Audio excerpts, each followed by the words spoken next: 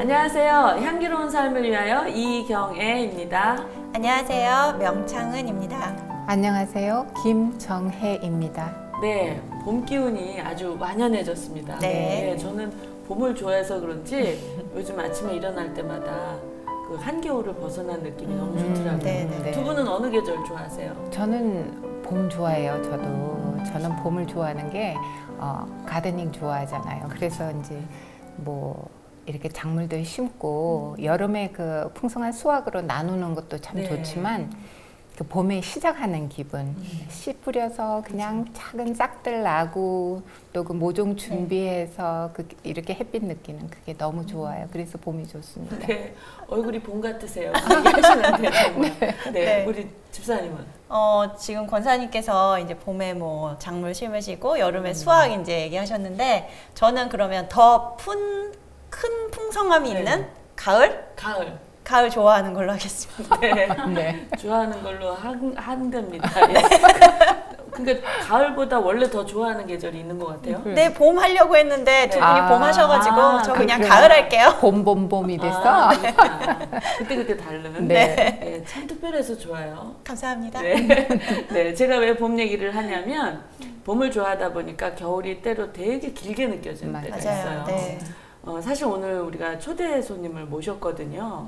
같이 이야기를 좀 들을 텐데 이분이야말로 지난 겨울에 얼마나 봄을 기다리셨을까 네. 하는 분입니다. 예, 두 분께서 좀 소개해 주시죠. 네. 짧게.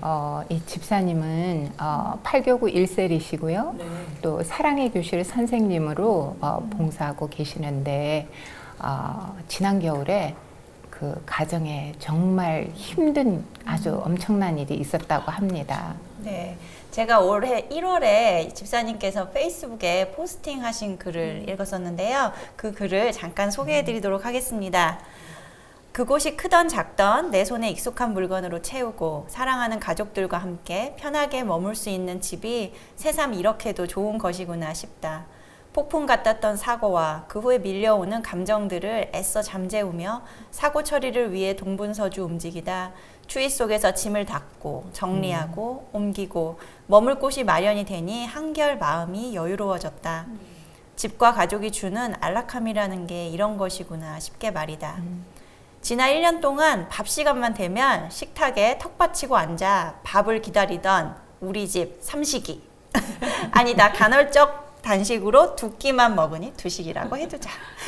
특별한 이유도 없이 그냥 밉살스러워 밥만 차려주고 찬바람 소리 휙 내면서 다른 공간으로 이동하던 내가 생각난다.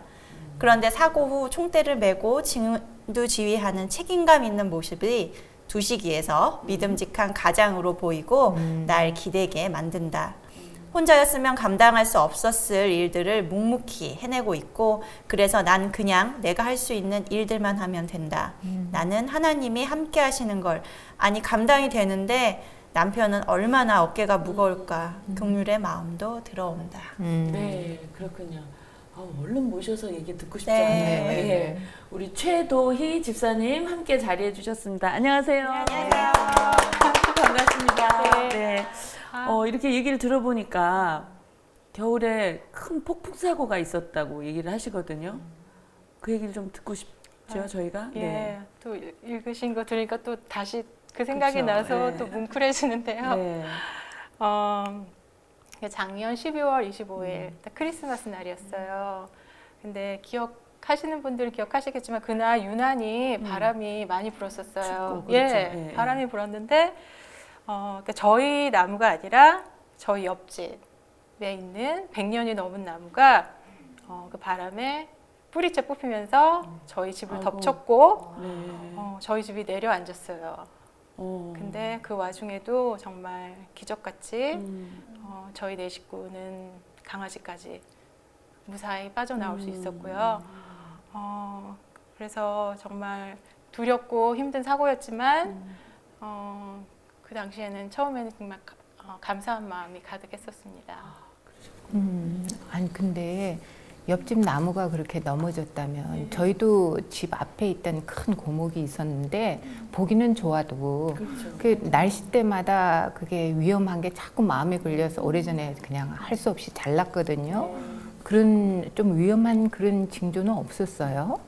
저희가 사는 내내 그 나무가 항상 마음에 걸렸었어요. 왜냐하면 그 나무가 저희 딸 방 바로 옆에 있었고, 그래서 만약에 그게 쓰러진다면 저희 딸이 피해를 입을 상황이었기 때문에 항상 불안했어서 그 옆집 주인한테 이거 좀 어떻게 해달라고 여러 번 얘기를 했었는데, 그 주인이 그 나무에 대한 애착이 되게 있었어요. 그래서 자르기를 거부했었고, 그런 반면에 자기 본인 집에 해가 되는 나무는 수시로 정리를 하더라고요. 그러면서 약간 그 동네에서 좀 약간 외골수 할머니예요. 혼자 사신 할머니인데 이미지가 약간 그냥 별로 사람하고 교류도 없고 그렇게 거부를 한 반면에, 그러니까 할머니는 수시로 저희 집 배를 누르면서, 그러니까 우리 집에 있는 우리 집 야드에 있는 잡초까지도 컴플레인을 하고, 가끔 저희 아이들 친구들이 놀러 오잖아요. 그러면 이제 저희들 이제 뒷마당에 파이어핏 해놓고 마시멜로 구워 먹고 그러거든요. 그럼 연기가 난다고. 그 문을 닫으면 되는데 그 연기 난다고. 그런 것도 컴플레인하고, 좀 그럴 때마다 저희는 그냥 할머니니까 다 이렇게 맞춰드리고 했었거든요. 근데 나무를 안 자르겠다고 하시더라고요. 그리고 또 제가 그 나무가 더 이렇게 무섭게 느껴졌던 게, 그해 여름에 저희가 디태치 그라지인데 그 그라지랑 집이랑 떨어져 있는데, 이 할머니 나무 말고 반대쪽 옆집 나무가 그 그라지를 덮치면서 그라지가 무너져 내렸어요. 그래서 제가 그 광경을 목격했기 때문에 나무가 무너지면 얼마나 위험할 수 있다는 걸 알기 때문에 저희가 다시 한번 가서, 이건 집이잖아요. 가서 나무에 대해 얘기했는데 할머니는 여전히 나무 자르는 거를 거부를 했었어요. 본인과 함께 자란 그 메모리가 있는 나무라고 말하면서, 저희가 아무리 저희 그 위험에 대해서 얘기를 해도 그 자르는 것까지 같이 스플릿해서 내겠다고 했는데도 거부를 했었어요. 그러는 와중에 마침 이제 저희 딸이 오빠랑 화장실을 같이 쓰기가 싫대요. 오빠 지저분하다가 자기도 만만치 않으면서. 그래서 제가 그 나무에 대한 그 두려움도 있었기 때문에 겸사겸사 그 밑에 뭐 게스트룸이 항상 비어 있으니까 딸을 글로 내려다 줬어요. 내려다 주고, 그리고 사고가 났잖아요. 아이고, 세상에. 그게 한 달 전이었어요. 그러니까 이게 어떻게 여태까지 잘 있다가 사고가 나기 한 달 전에 딸을 방에다 밑에 방으로 내려줬는데 사고가 나서, 이게 정말 감사하더라고요. 그렇죠. 예, 사고를 다치지 않을 수 있게 하나님이 보호하신 거라고 생각하면서 그렇게 위로를 하고 있었어요. 근데 그날이 크리스마스고 막 바람 불던 날이라서 꽤 큰 사고였어요. 그래서 방송국에서 취재를 나왔었어요. 그랬는데 그러니까 그러고 나서 이제 며칠이 지난 후, 그러니까 동네 사람들이 이것 좀 보라고 하면서 뭐를 보여줬는데, 그 와중에 할머니가 그날 인터뷰를까지 했더라고요. 저는 몰랐어요. 나중에 보니까 인터뷰를 했는데, 인터뷰를 어떻게 시작을 했냐면, 나와 함께 그 할머니가 그 집에서 나고 자랐어요. 그러니까 그 나무도 함께 자랐겠죠? 100년이 넘은 나무니까. 저희는 그때 목숨을 잃을 수도 있었고, 한겨울에 집을 잃었잖아요.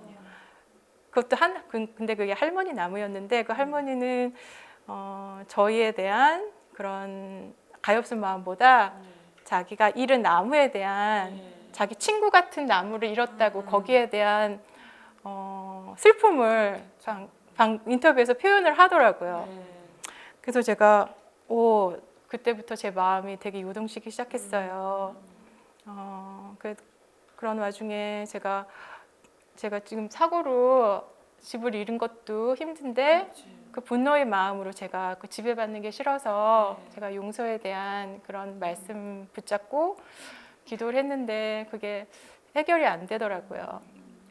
그래서 목사님들께서 연락이 왔을 때도 제가 다른 기도보다 제 마음에 있는 이 분노 잠재울 수 있도록 기도 부탁했던 그런 기억도 있고요. 그러고 나서 이제 사고 처리를 해야 되니까 이제 그라지에 막 대충 빼놓은 옷가지들 막 먼지 묻은 그런 것들 정리하면서 너무너무 분노가 치밀었어요. 연말 연시잖아요. 그 너무너무 추웠어요. 그래서 그라지에 막 손호흡 불면서 막 짐을 챙기고 있는데 이렇게 눈을 돌면 이렇게 할머니 집이 보이잖아요.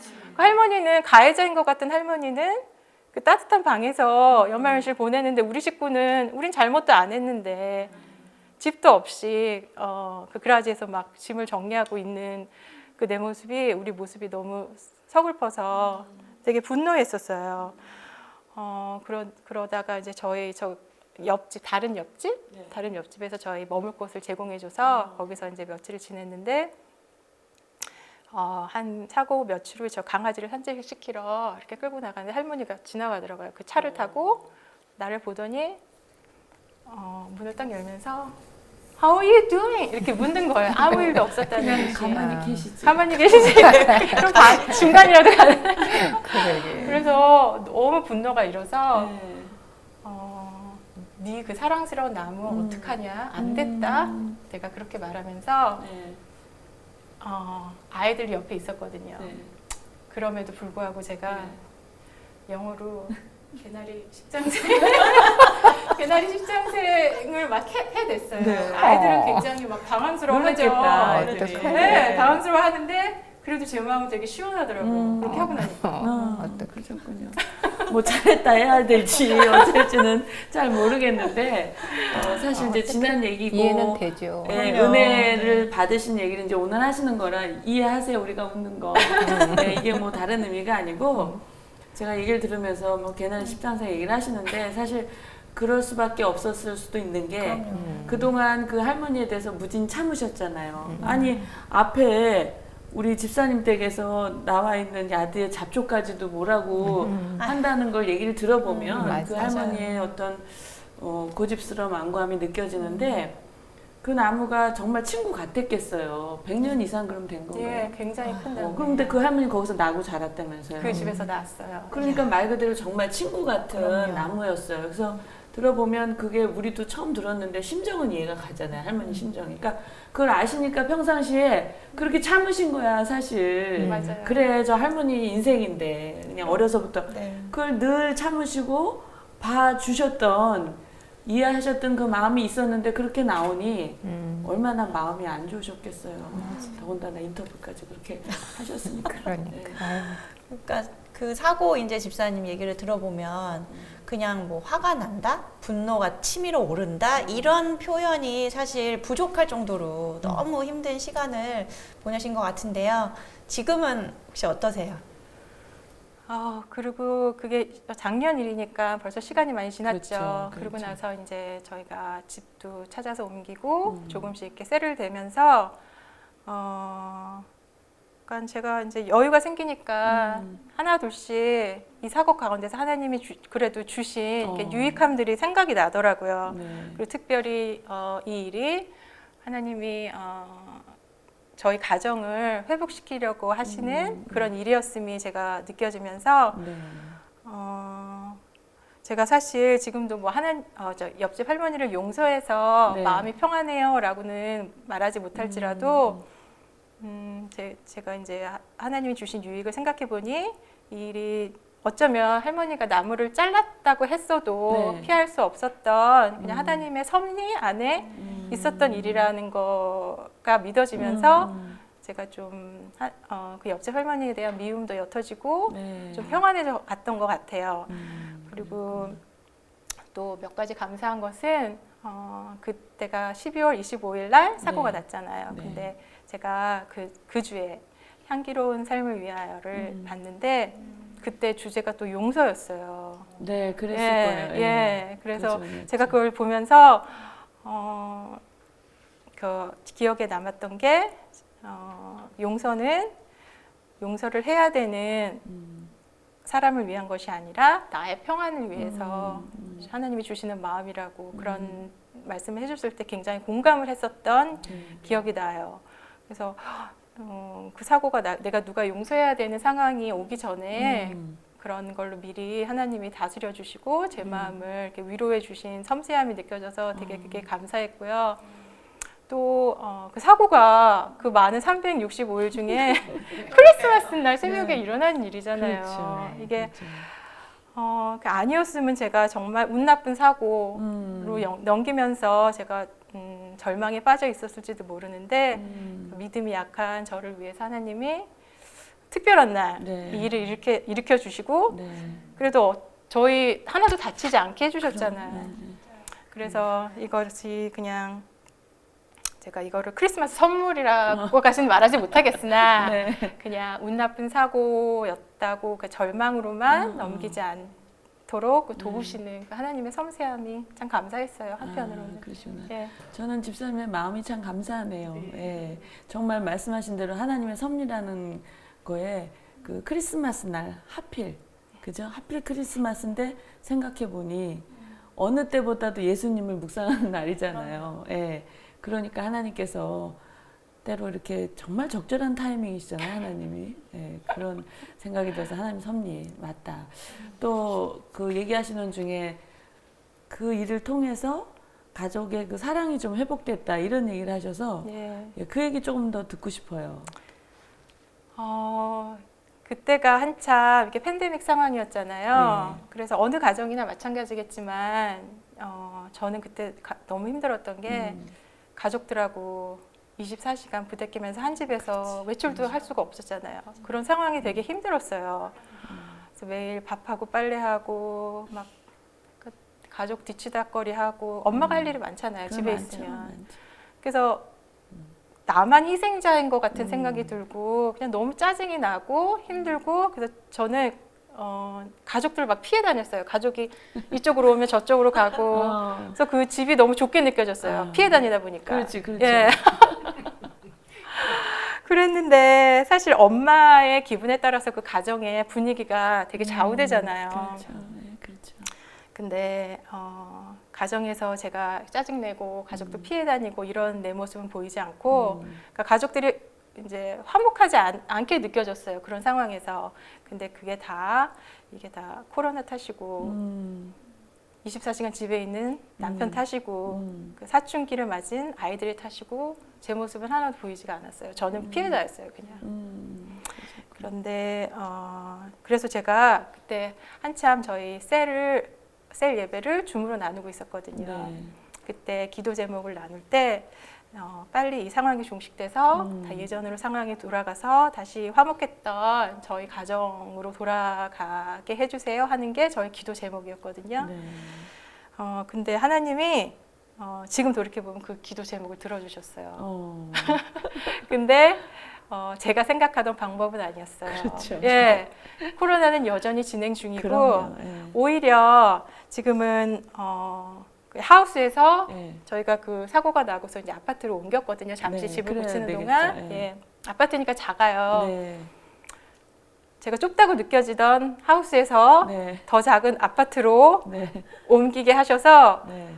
제가 도망 다닐 곳이 없게 만드는 방법으로 저희 가족을 함께 있게 하시는 방법으로 하나님이 그렇게 앤서를 하셨어요. 그러셨구나. 예, 그리고 저희가 그 사고가 난 후에 네. 그 옆집 할머니 말고 이쪽 옆집 네네. 그래서 방을 제공해 줬는데 오. 그 집도 이제 3bedroom인데 남는 방이 없는데 그 딸의 방을 비우고 저희들을 이렇게 지내게 해줬어요. 그러니까 작은 방에서 저희 강아지까지 5이 지냈는데 오히려 그 작은 방이 그 당시에는 서로 가족 간의 사랑과 위로가 되게 필요한 시간이잖아요. 그렇죠. 너무 그렇죠. 다 힘든 상황이니까 그럼. 그런 상황에서 그 집이 정말 좁지 않게 느껴졌어요. 그렇구나. 예, 강아지까지 있었는데 네. 예.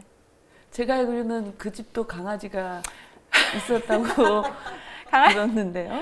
강아지가 3마리가 있어요. 그 집에 3마리? 예, 3마리가 있어요. 이 집 1마리, 우리 4 집 마리네? 예. 와. 근데 우리 그랬구나. 강아지가 불편하다고 낯선 니네들이 불편하다고 그 3마리한테 텃세를 부리고 어머, 그랬구나. 짖고 나가라고 아주 민폐 덩어리. 그러셨구나. 그런데도 그런 저희를 강아지까지 정말 너무 웰컴해서 네. 잘 보살펴줬어요. 그러면 그 아파트를 구해서 나가시기까지 사고 난 후로 계속 그 옆집에 계셨던 예, 거예요? 옆집에 있었어요. 어머, 감사해라.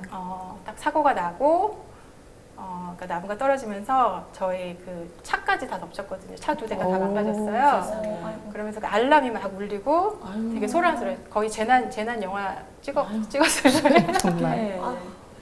그런데 그 소리에 그 옆집 아저씨가 제일 먼저 나왔어요. 금방 나와가지고 저희를 그 집에서 다 빼주고 구해주고 저희가 사고 처리하는 동안 집에서 머물게 해줬는데요. 제가 이 사고를 통해서 또 한 번 제가 느꼈던 거는 그러니까 물론 사고 자체는 되게 힘들지만 정말 피할 곳을 고난을 허락하시면 피할 곳을 내게 하신 하나님을 제가 또 경험할 수 있었던 게 정말 이웃의 사랑, 보살핌, 또 교회 공동체의 그런 보살핌을 되게 깊이 느꼈던 시간이에요. 특히 저희 옆집은 그렇게 처음부터 끝까지 도움을 줬는데 저희가 저 그 집에 일주일 동안 머물게 해주면서 저희를 보살폈는데 그 집 상황이 어떠냐면 그 아저씨는 투어리즘 쪽에서 일을 했는데 코비드 때문에 그쪽이 제일 먼저 어렵죠. 그럼 타격이 컸죠. 제일 먼저. 잡을 잃었고 아이고. 엄마는 지금 임신 중이에요. 쌍둥이 그것도. 아이고. 그것도 노산. 아이고 그렇구나. 그리고 아이가 둘 있고 네. 강아지가 3마리가 마리 있고. 누가 봐도 그렇지. 상황이 좋은 상황이 아니에요. 그럼요. 코비드 상황에 저희 5을 집으로 불러서 케어를 해줬어요. 너무 대단하지 않아요? 예.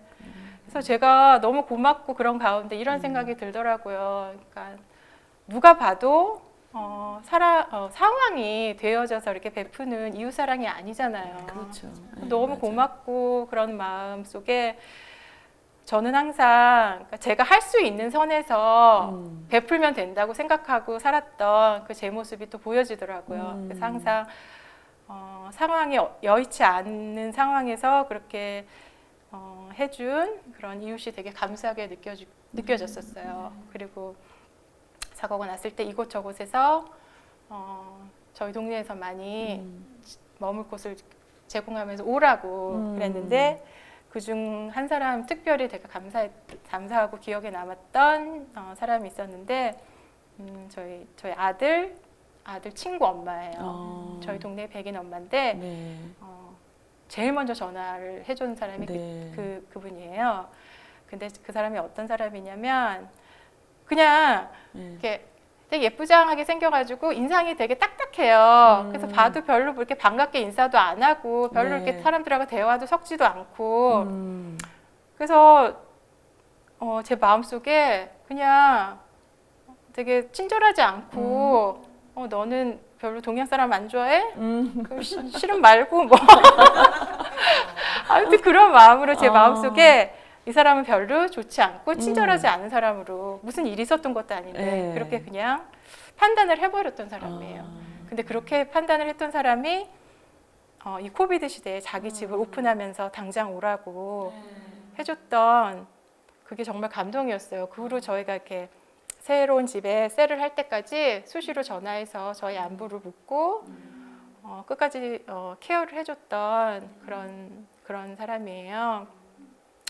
또 그 일을 통해서 제가 사람을 겪어보지도 않고 그냥 외모로 그냥 하는 말로 이렇게 판단했던 그 제 안에 가득했던 이런 선입견, 편견 또 이런 것도 돌아보게 하시는 하나님의 은혜가 있었습니다.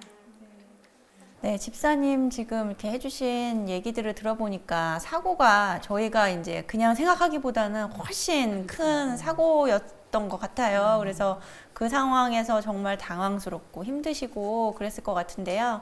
항상 저희가 이제 힘든 시기가 되면 누군가 이제 먼저 생각나는 사람이 꼭 있는데 그때 혹시 먼저 생각났던 사람이 혹시 있으신지?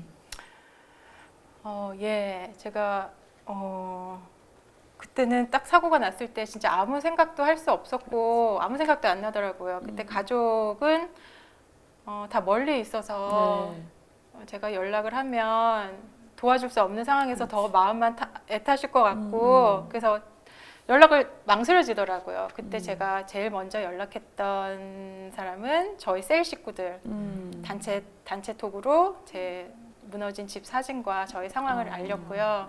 그다음에 저를 개인적으로 양육해 주셨던 권사님한테 연락을 해서 제가 기도 부탁을 드렸어요. 그러니까 저 연락을 받으시고 셀 리더님이 전화를 해주셔서 네. 전화로 기도를 해주셨는데 계속 목숨을 살려주셔서 감사합니다, 감사합니다. 그 말을 계속 반복하시면서 이렇게 울먹이셨어요. 그때 저도 같이 울고 그 후로는 울지 않았어요. 저 대신 오히려 그 다른 셀 리더님을 비롯해서 셀 멤버들이 울어주셨어요. 아이고. 그래서 저 울지 않을 수 있었던 것 같아요. 그래서 그런 사랑에 되게 위로를 많이 받았었고요. 네. 제가 사실 배단위를 섬긴 지는 오래됐지만 제가 셀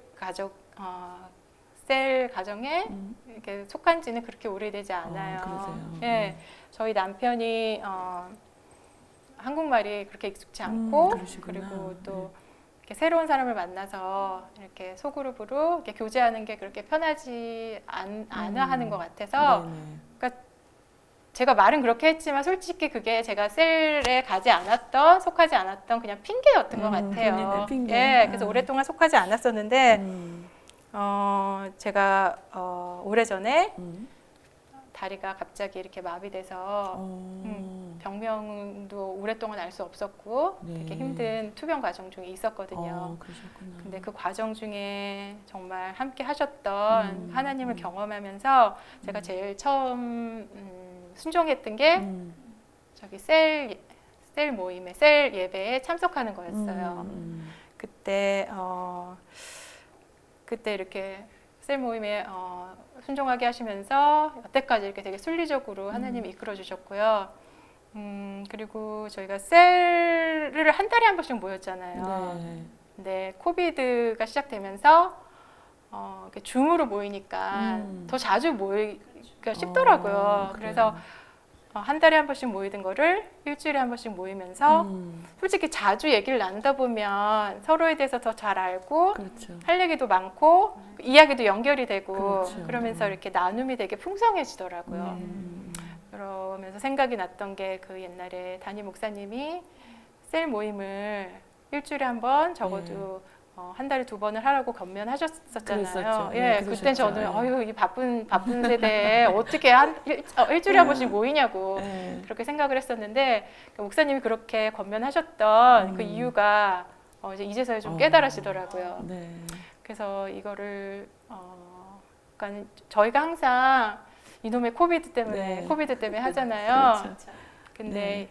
저희 셀을 생각하면 코비드 때문이 아니라 네. 코비드 덕분이라고 이렇게 말할 수 있는 되게 감사함 중에 하나가 됐어요. 아유, 정말 중요한 말씀 해주신 것 같아.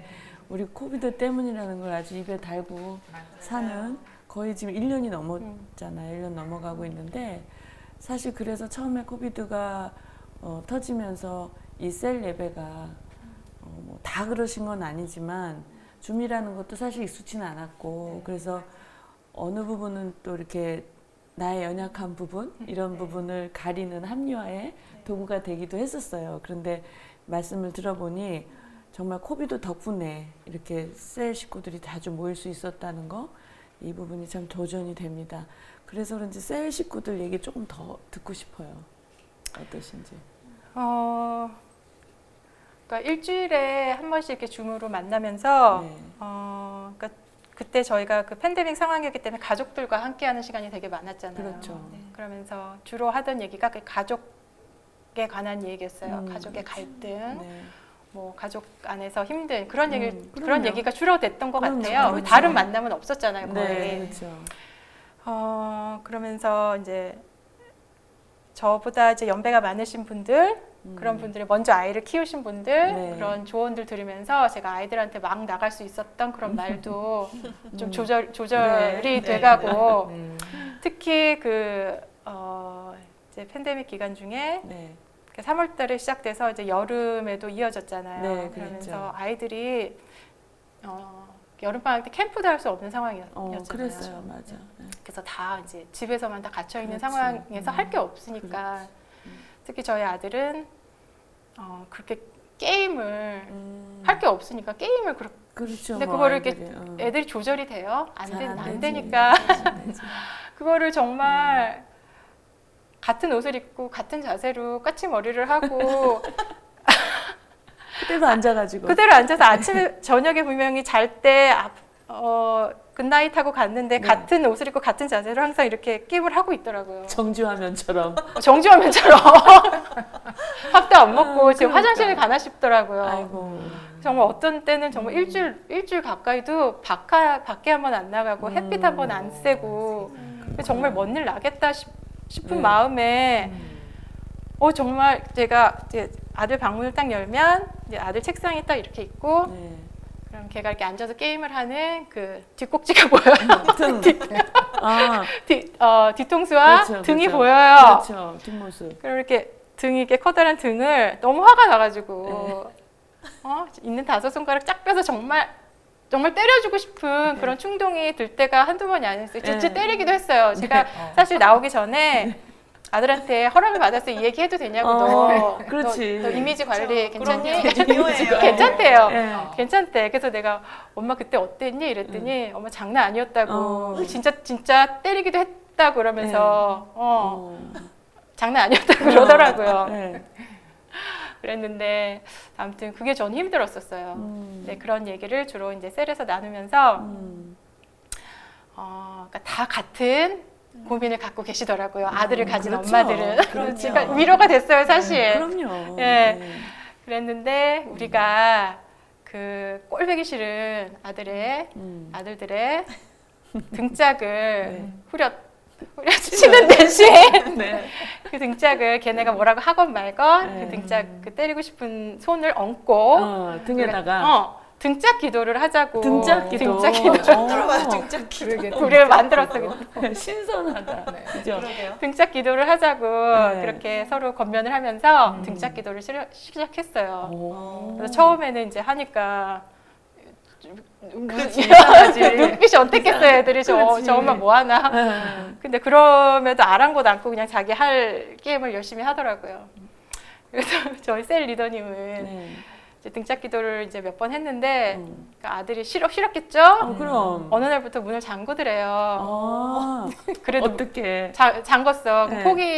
포기했을까요? 안 했을까요? 등짝 기도니까 포기해줘 어떻게 등이 없으니까. 등이 없어서. 문을 잠갔는데 포기하지 않으시고 네. 문에 손을 얹고 문짝 기도를 하셨어요. 어떻게 그래서 저희는 그런 거 서로 나누면서 대단하시다. 같이 웃고 기도하고 그러면서 그 어려운 시기를 되게 보냈던 것 같아요. 예, 근데 이제 시간이 지나고 이제 아이들은 학교로 돌아가고 바쁘잖아요. 네. 운동도 하고 뭐 이러니까 오히려 요즘은 좀 쉬엄쉬엄 게임도 하면서 해라 이래도 안 해요. 시간이 없으니까. 그래서 그런 걸 보면서 그때는 제가 너 게임 중독이라고 막 이렇게 험한 말도 하고 네, 정말 게임 중독이 되길 원하지 않으면 아들이 그런 말 하면 안 되는데 그렇죠. 막 넌 게임 중독이야 소리깨 지르기도 하고 네. 했는데 그랬던 저의 모습이 이렇게 생각이 나지면서 아이들 기다려주지 못하고 성급하게 아이들을 정죄하고 야단쳤던 저의 그 모습이 또 생각이 나면서 또 회개가 되어지더라고요. 그렇죠. 네. 아니 좋은 말씀 또 해주셨어요. 왜냐하면 중독이라는 거를 섣불리 이렇게 얘기하셨잖아요. 근데 우리가 사실 중독이란 말 되게 자주 쓰는 거 아세요? 정말 많이 써요. 근데 실제로 그 심리학적으로 보면 중독이라고 우리가 얘기할 때는 우리의 상상을 초월하는 굉장한 증상들이에요. 그래서 쉽게 이렇게 마치 선포하는 것처럼 그렇게 하는 거는 좀 조심해야 될 것 같아요. 맞아요. 예, 그리고 그 등짝기도 저는 오늘 그 말씀에 굉장히 도전이 됐어요. 예. 그리고 그 등짝 기도가 아니었는데 문짝 기도로 바뀌었어요. 등짝 기도를 못하니까 문짝 기도. 예. 예, 처음에는 막 이렇게 이상하게 싫어하더니 그렇지. 나중에는 그냥 등을 맡기더라고요. 그등 때렸을 때 장난 아니네 그런 생각이 들었다면서요, 아들이. 화났겠죠, 자기도. 화났겠지. 근데 등에다가 그 다음에 손을 댔을 때도 사실 그 아이 마음이 정말 장난 아니다. 이건 또 뭐지 이랬을 것 같아요. 근데 이제 기도를 했으니까 와 네. 우리 엄마가 하나님께 맡기는구나. 평소에 그 셀 공동체 안에서 네. 서로 그렇게 일상을 오픈하고 그럼요. 네. 또 그렇게 말씀과 기도가 풍성하니까 그렇지. 맞아요. 이게 적은 일이에요. 그 나무가 그냥 집을 그렇게 그럼. 쳐서 예. 그런 상황 속에서도 이 사건을 그렇게 해석하시면서 나가는 그런 네. 셀이 그렇죠. 정말 좋은 셀이에요. 그게. 예, 그러네. 그 사고 후에도 다 셀 리더님과 그 멤버들이 그 수시로 챙겨주시고 그러셨겠지. 예, 되게 감사했어요. 정말 이 어려운 상황에서 셀이 없었으면 제가 참 견디기 힘들었을 거라는 생각이 들더라고요. 그러셨구나. 그러니까 셀 안에서 그렇게 오픈하고 말씀 기도하고 사건을 해석하고 이렇게 하신 거잖아요. 예. 평상시에도 그렇게 말씀을 해석하고 고난을 해석하고 이런 일들을 본인 하셨나요? 스스로? 제가 이게 또 하나의 감사가 있는데 네. 그게 사실 제가 그렇게 순종이 쉬운 사람이 아닌데 네. 하나님의 거듭된 말씀으로 제가 큐티 양육을 몇 년 전에 했었어요. 네. 근데 그때를 통해서 하나님이 제가 이 고난을 보는 눈을 열어주시고 저의 죄를 들여다보게 하시는 그런 은혜를 베푸셨다는 생각이 지금 이제 들기 시작했는데요. 사실 그 시작할 때는 그 안에 교재 안에 있는 네. 그런 막 내용들이 되게 무거웠어요. 저는 네. 되게 무겁게 느껴지고 자꾸만 내 죄를 고백하고 뭐 쓰라고 뭐 네. 숙제도 엄청 많잖아요. 네. 책도 엄청 읽고. 근데 뭐 딱히 내가 죄인인 건 알죠. 네. 죄인인 건 아는데 그렇게 뭐 매일매일 고백해야 될 만한 되게 큰 죄를 지은 것 같지도 않은데 그걸 또 막 이렇게 숙제를 하래요. 근데 그래서 어떻게 해서 10주가 지났는데 네. 그래도 제가 순종하기로 했으니까 그래도 나름 좀 성실히 그냥 그쵸. 했었던 것 같아요. 잘하셨네. 예, 그랬는데 또 지금 생각해 보면 그때 제가 저의 순종을 하나님은 하나도 땅에 떨어뜨리지 않으시고 제가 진짜 고난을 만났을 때 그거를 다 갚아주시더라고요. 예, 저의 그 고난을 해석하는 눈을 열어주시고 또 저의 죄를 보게 하시는 그런 눈을 하나님이 열어주신 거를 제가 이제서야 그때는 왜 했을까 이런 생각도 들었는데 이제서야 그게 감사함으로 이렇게 네. 느껴져요. 네, 그래서 네. 열심히 하셔가지고요. 또 이제 다음에는 양육자로 그래서 이렇게 풍성한 본인의 네, 나눔이 맞아요. 있잖아요. 이걸로 네. 증거하는 거죠. 뭐 그런 시간이 오기를 바라겠습니다. 네. 네, 오늘 집사님 이렇게 말씀을 들어보니까 집사님께서 오늘 나눔의 주제를 왜 제사보다 나은 순종이라고 하셨는지 정말 잘 알 수 있었던 것 같아요. 네. 예, 제가 그 나무로 집이 무너지는 이렇게 사건 이런 고난이라면 고난인데 이런 고난을 만났을 때 그 주셨던 은혜와 위로들이 처음 시작점은 제가 그러니까 큐티나 셀 가정이나 이런 거 작은 거에서 순종한 데서 시작된 거라고 제가 믿거든요. 네, 네, 예, 네. 그래서 제가 제목을 그렇게 제목이 지어오셨어요. 제가 제목 요청드렸을 때 제사보다 나은 순종 바로 나오시더라고요. 정말 얘기 들어보니까 명집사님 말씀처럼 왜 그렇게 제목을 지셨는지 알 것 같아요.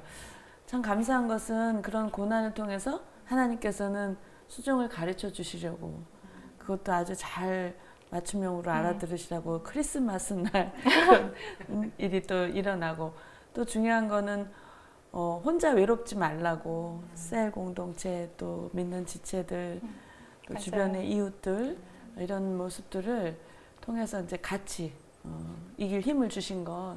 그러니까 우리 하나님은 아까도 얘기하셨지만 고난을 주시고 때로 시험을 주시지만 감당할 일도 때로는 감당 못하면 피할 길도 주시는 하나님이시다. 이제 그 말이 더 이렇게 와닿아요. 특별히 그 옆집 할머니를 용서하기로 결단하셨잖아요. 그 결단이야말로 이번 고난의 가장 큰 열매가 아니었을까. 저는 그렇게 좀 생각이 드는데 본인 생각은 어떠세요? 네, 그렇죠. 이렇게 이제 고난이 왔을 때 솔직히 가족 사랑, 이웃 사랑은 믿지 않는 사람, 하나님을 모르는 사람한테도 가능한 일이잖아요. 그렇죠. 근데 진정한 용서는 정말 십자가를 경험하지 못하면, 예수님의 십자가를 경험하지 못하면 되게 힘든 일이라고 생각을 하거든요. 제가 지금도 사실 이렇게 가다가 그 할머니를 보면 네. 마음이 좀 요동이 쳐요. 아, 그럴 수 있어요. 예, 아직까지는. 네네. 그런데 그때 제가 그 분노에 대한 그 할머니에 대한 네. 그 미운 감정이 났을 때 그 주셨던 말씀이 네. 우리가 알거니와 하나님을 사랑하는 자 곧 그 뜻대로 부르심을 입은 자들에게는 모든 것이 협력하여 선을 이루느니라. 로마서 8장 28절 말씀을 통해서거든요. 제가 옆집 할머니를 정말 온전하게 용서를 해서 이렇게 마음이 평안해졌다고는 아직까지 말을 못하겠지만 이 일이 하나님의 섭리 안에 있었다고 제가 믿어지면서 하나님 그 옆집 할머니에 대한 그 미움의 마음도 이렇게 조금씩 이렇게 옅어지고 있는 것 같아요. 네. 그러시구나. 말씀 들으면서 그대로 말씀해 주셨어요. 십자가를 경험해 보지 않으면 진정한 용서는 없다. 그렇죠. 그 진정한 용서라는 건 십자가를 경험해 봐야 되는데 마침 저희가 지난주에 시즌3 첫 회를 영상을 이제 만들면서 무슨 얘기를 했냐면 사순절 동안에 우리가 받은 은혜들을 좀 나눴었거든요. 그러다 보니까 결론은 사순절의 은혜는 뭐 사순절 때뿐만이 아니죠. 사실 우리의 삶의 은혜는 그 십자가를 경험하는 것. 예. 그 십자가의 의미가 무엇인지를 아는 것이 굉장히 중요한데 그래서 그런 은혜들을 나눴는데 마치 그 1회 때 지난주에 나눴던 얘기에 현장을 보는 것 같은 그런 아주 귀한 다시 한번 십자가에 대한 의미를 생각해보는 이야기였어요. 아주 귀한 나눔 너무나 감사합니다. 이제 좀 맞춰가면서 기도 제목 있으실 것 같아요. 기도 제목 있으시면 우리 또 이제 영상 보시는 분들이 기도해 주시거든요. 좀 나눠주시면 어떨까요? 네. 사실 제가 이렇게 이런 일들을 통해서 이제 하나님의 은혜를 잊고 가정 안에 이렇게 사랑도 회복해 주시고 했지만, 그러니까 저는 육신을 입은 죄인이잖아요. 그렇죠. 그러니까 또 다시 또 가정 안에 갈등이 생기고 관계 안에서 또 갈등이 생기고 특히 지금 요즘 교회 이런 힘든 상황으로 제 마음이 이렇게 무너져서 제가 3일 전에 간사님한테 전화해서 제가 이런 마음으로 도저히 은혜를 끼칠 수 없다고 제가 찔찔 울면서 네. 많이 많이 우셨어요. 네. 도저히 못하겠다고 그렇게 얘기했었거든요. 네. 그러고서 간사님하고 긴 통화 후에 하나님이 저에게 주셨던 마음이 왜 네가 은혜를 끼치려고 그러느냐. 은혜를 끼치는 주체는 나인데 하는 말씀으로 제 안에 있는 또 교만, 저의 죄를 또 보게 해주셨어요. 그래서 제가 또 여태까지 제가 나눴던 내용처럼 제가 그 셀 공동체와 큐티 양육으로 순종하면서 하나님이 저에게 주셨던 그런 은혜와 복이 있잖아요. 그렇죠. 네. 그런 것들이 생각이 나면서 제가 이 일도 내가 순종하면 하나님이 분명히 준비해 두신 하나님의 축복과 은혜가 있는데 내가 이걸 안 한다면 그거를 또 놓쳐버릴 것 같은. 그렇죠. 놓치기 싫더라고요. 네, 놓치지 않을 거예요. 네. 네, 그래서 그런 마음으로 나왔어요. 네. 그래서 제가 앞으로의 삶도 제가 순종해야 되는 그런 순간이 왔을 때 제가 그 순종에 겸손하게 나아가서 하나님이 주시는 복, 풍성히 받고 누리는 그런 삶이 되도록 네. 그 한 가지 기도 예. 부탁드려요. 본인에 대한 기도. 또 있어요. 네. 얘기해 주세요. 그리고 요즘 계속 묵상하는 게 하나님의 반전이잖아요. 네. 제가 이 사고를 놓고 이 사고 안에서 과연 하나님의 반전이 뭔가 이런 걸 생각해 봤는데 하나님의 반전은 내가 너무 미웠던 그 할머니가 네. 무서운 벌을 받는 것도 아니고 저희 무너졌던 집이 다시 예쁘게 재건돼서 더 좋은 집이 되는 것도 아니고 제가 1년 내내 팬데믹 기간 동안 뒤치다거리의 대상으로 보였던 네. 그런 가족이 네. 섬김의 대상으로 볼 수 있는 눈을 열어주신 게 하나님의 진정한 반전이 아닌가 그런 그렇죠. 생각이 네, 들어요. 아멘입니다. 그리고 하나님이 구원은 하나님이 이루시는 거지만 네. 하나님이 제가 알아요. 음. 남편의 구원의 도구로 저를 쓰시고 있는 거를 음. 제가 알거든요. 네. 온전히 제가 옛사람을 버린 제가 음. 온전히 낮아져서 하나님 남편의 구원을 위한 도구로 또 온전히 쓰여지길 원합니다. 그래서 더 나아가서는 네. 정말 원수 같은 너무 미웠던 과거 옆집 할머니의 네. 구원까지 제가 기도하면서 하나님이 그걸 이루어 주신다면 네. 이만한 반전이 없을 것 같습니다. 아이고 아멘. 벌써 이루신 줄을 믿습니다.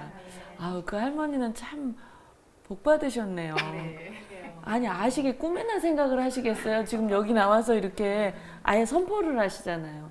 기도 제목을 말씀해 달라고 그랬는데 뭐 당연히 남편분에 대한 영혼 구원, 뭐 구원이 안 됐다를 떠나서 남편분이 아까 얘기 들어보니까 저 영어가 익숙하신 분이라서 셀에 나오기도 좀 어렵고 또 지금 팬데믹이라 뭐 현장 예배 나오신 더 어렵고 남편에 대한 기도, 본인에 대한 기도 물론 중요하지만 그 할머니에 대한 구원의 기도가 말씀하신 그대로 반전 중에 반전이라고 생각해요. 그 원수는 항상 어떤 어려움이 있으면 그걸 통해서 이제 깨워놓는 게 목적이잖아요. 그래서 제일 먼저 가족들이 불화를 일으키고 또 그러다 보면 가족들하고 소통이 안 되고 힘들면 참 혼자구나, 외롭다 이런 거 느끼잖아요. 그런데 혼자라는 외로움 느끼지 않도록 가족들하고도 더 회복시켜 주시고 또 셀 식구들, 이웃들하고도 더 사랑을 나누실 수 있게 해주시고 원망, 미움이 원수가 알았겠어요? 이렇게 사랑으로 변하고 용서의 결단을 하게 하고 기도한다는 거서 참 기도가 너무 중요하다. 혼자만의 일이라고 아까 혼자만의 일이 아니라고 그러셨어요. 다 같이 기도하시고 이랬다는 얘기를 하셔서 우리가 다 같이 기도하는 게 참 중요하다. 예, 최근에 저희가 지금 4월 동안에 1시간 기도하는 거 하잖아요. 여기서 잠깐 점검하고 넘어가겠어요. 하시죠? 네. 네. 하고 계시죠? Of course. 네. 저도 기도하고 있어요. 다들 동참하실 텐데, 뭐 성전에 오시면 좋겠지만, 또 그렇지 못하신 분들은 있는 곳에서 하시면 되는데, 제가 이제 성전에, 저희 교회를 이제 오니까 성전에 와서 기도할 때 처음 들었던 생각은 뭐냐면, 첫날 오다 보니까 이제 그 앞에, 성전 앞에 기도 제목을 A4 3장 앞뒤로 해서 우리 중보기도팀 너무 수고 많으세요.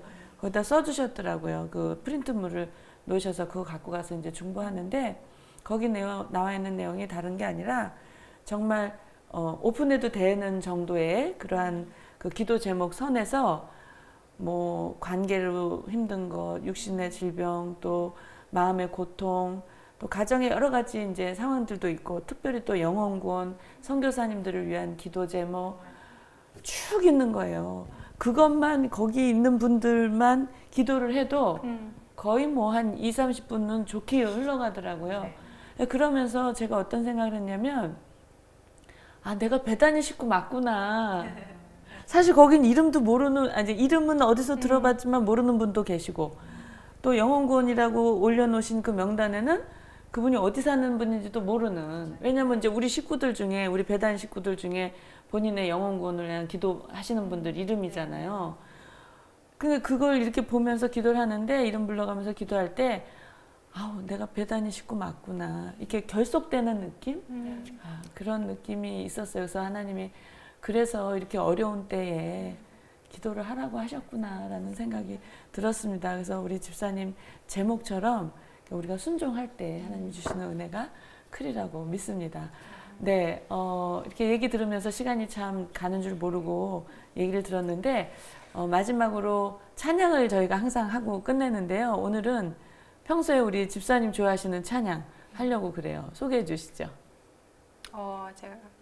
제가 간사님 말씀하셨을 때 제가 고른 찬양이 네. 오직 주만이라는 찬양인데요. 네.